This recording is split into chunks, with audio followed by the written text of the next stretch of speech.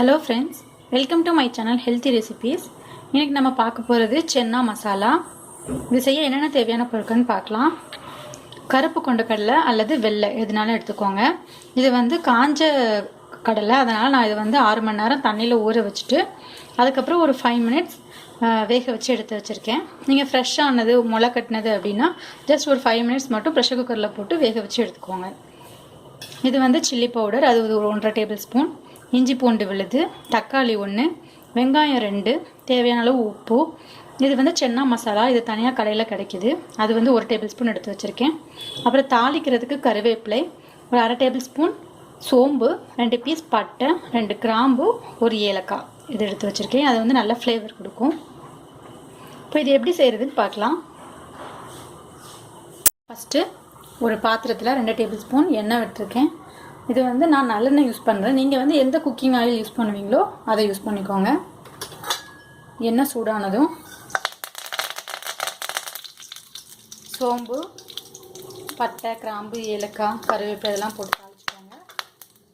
அது கூடவே கட் பண்ணி வச்சுருக்கிற வெங்காயம் ஆட் பண்ணி நல்லா வதக்கி எடுத்துக்கோங்க. வெங்காயம் நல்லா வதங்கியாச்சு. இந்த ஸ்டேஜில் நம்ம கட் பண்ணி வச்சுருக்க தக்காளியும் சேர்த்து ஆட் பண்ணிக்கலாம். இதையும் ஒரு நிமிஷம் வதக்கிக்கோங்க. இப்போது ஒரு நிமிஷம் ஆயாச்சு. இந்த ஸ்டேஜில் இந்த மசாலாவுக்கு தேவையான உப்பு, இஞ்சி பூண்டு விழுது, அதுக்கப்புறம் நம்ம வச்சுருக்க மசாலா, சென்னா மசாலா, மிளகாய்த்தூள் 2 ஆட் பண்ணி இந்த எண்ணெயிலேயே நல்லா வதக்கலாம். அப்போ தான் மசாலாவுக்கு ஒரு நல்ல கலர் கிடைக்கும். பிடிக்கிற மாதிரி இருந்துச்சுன்னா மட்டும் கொஞ்சம் லைட்டாக தண்ணி ஆட் பண்ணிக்கோங்க. பச்சை வாசனை போகிற அளவுக்கு 1 நிமிஷம் நல்லா வதக்கி எடுத்துக்கோங்க. இப்போ நான் கொஞ்சம் தண்ணி விட்டுருக்கேன். 1லேருந்து 2 நிமிஷம் நல்ல மிதமான தீயில் நல்லா கொதிக்க விடுங்க. இப்போது ஒரு 3 நிமிஷம் ஆகிட்டு இந்த வெங்காயம் தக்காளியெல்லாம் நல்லா மசிற அளவுக்கு வெந்தாச்சு. ப்ளஸ் அந்த மசாலாவோட பச்சை வாசனையும் போயாச்சு. இந்த ஸ்டேஜில் நம்ம கடலை ஆட் பண்ணிடலாம். கடலை ஆட் பண்ணி ஒரு தடவை நல்லா பரட்டி விட்டுட்டு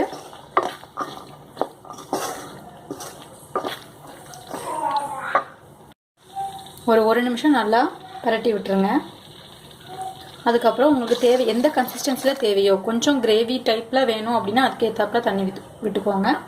இல்லை கொஞ்சம் திக்காக நல்லா கூட்டு மாதிரி வேணும் அப்படின்னா அதுக்கு ஏற்ற மாதிரி தண்ணி விட்டுக்கோங்க. இப்போ இதுவே நல்லா கெட்டி கொடுத்துட்டு தான் வரும். இப்போ இந்த மசாலா எல்லாம் நல்லா அந்த கடலையோடு சேரும். இப்போ இதை நம்ம ஒரு 5 நிமிஷம் மிதமான தீயில் வேக வச்சு எடுத்துக்கலாம். 5 மினிட்ஸ் ஆயாச்சு. இப்போ மசாலா நல்லா கெட்டி கொடுத்துட்டு வந்துச்சு. இந்த ஸ்டேஜில் நம்ம ஸ்டவ்வை ஆஃப் பண்ணிடலாம். சென்னா மசாலா ரெடி ஆகிடுச்சு. ட்ரை பண்ணி பார்த்துட்டு உங்களுடைய கமெண்ட் ஷேர் பண்ணுங்கள். பிடிச்சிருந்துச்சுன்னா லைக் பண்ணுங்கள். மறக்காமல் சேனலை சப்ஸ்கிரைப் பண்ணுங்கள். தேங்க்யூ அண்ட் கீப் வாட்சிங்.